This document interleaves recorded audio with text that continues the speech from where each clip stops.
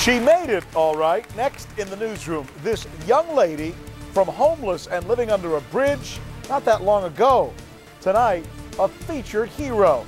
Brenda Combs joins us live with a remarkable story. Then she was once homeless and living under a bridge. Today, she has 2 college degrees, and she's actually going for a 3rd. What a story. Hero story, wouldn't you say? Also this. I made it. Yeah, she made it all right in spite of some real serious obstacles. Not too long ago, a college degree, much less 2, seemed all but impossible. She was a drug addict living under a bridge. Brenda Combs is going to join us live to tell us how she did it, and we all can too. Up next, a remarkable installment of our CNN Heroes series. Tonight you're going to meet a woman who, against all odds, refused to give up. She was homeless, but certainly not hopeless. And now, can we get a shot of her? There she is. How you doing, Brenda? You good? I'm good. You ready to go? Because we're going to be talking to you. You're going to be sharing your story with millions of people all over the world. Stay tuned ready for Brenda's story. We'll be right back.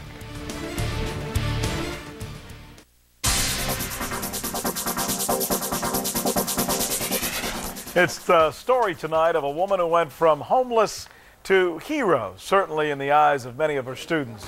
It was only a few years ago that Brenda Combs was a homeless drug addict, literally.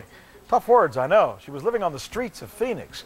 She was the victim of a drive-by shooting. She was beaten up a couple of times, robbed once of her shoes while she tried to sleep.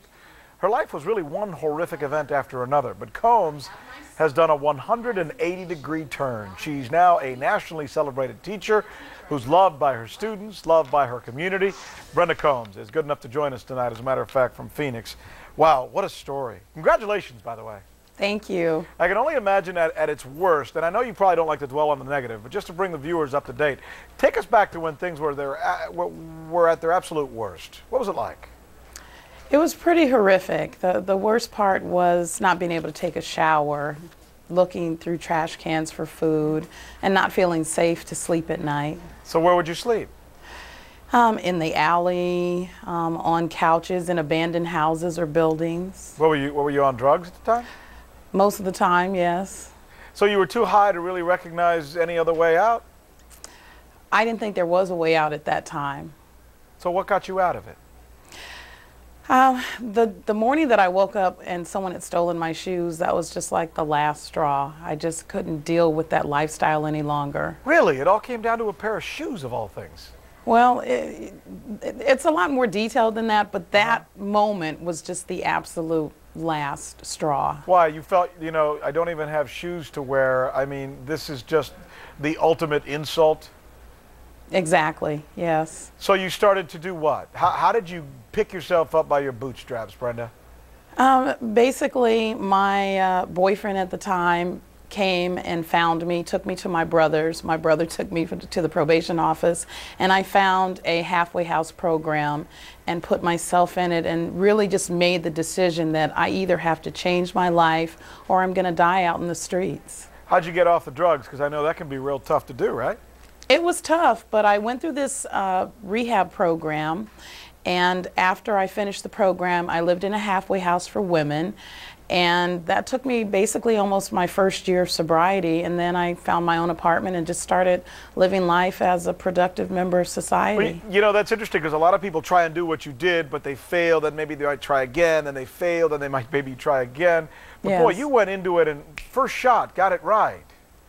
It was a long process. I got involved with the church and I started singing and writing songs and journaling and just got involved, and I had a lot of support from my family and my friends and my church. Well, we're looking at shots of you now getting your diploma, and this is what's amazing. It's one thing to be homeless, to be on drugs, to be sleeping under bridges. It's quite another to not only get out of it, but get out of it to then go on to get what?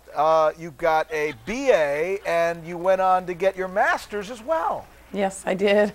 I made it. That's crazy wonderful. It really Thank is, you. you know. I mean, you should feel fabulous about that. I do. It was a lot of hard work because I worked 2 jobs the entire time. So what a story. And now I understand, a little bird told me, that you are going to go and get a doctorate?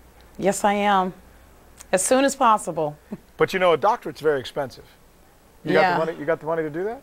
No, but I'll find a way. Well, yeah, you've done it before. Boy, I'll tell you what, it's so admirable. Let me bring somebody else in now. Let's widen the camera out because I want to bring somebody else. This is Brent Richardson. By the way, he is the CEO of Grand Canyon University, and that is where Brenda received both her bachelor's and her master's degree. You got to feel good about your student here, don't you? Oh yes, we're very excited to have her at Grand Canyon University. She's been an inspiration to all of us, our students, staff, and faculty. What a story. You think maybe there's any way you can help her out to get her doctorate? Because, you know, I know that's a bit of a financial hardship for somebody like her. Well, yes, as you know, Grand Canyon is offering its first PhD in leadership with an emphasis in education starting this fall.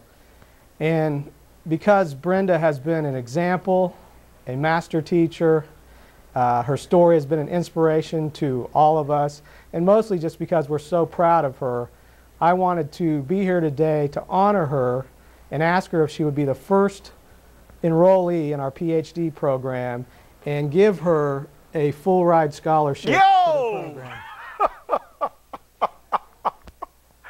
Brenda, how about it?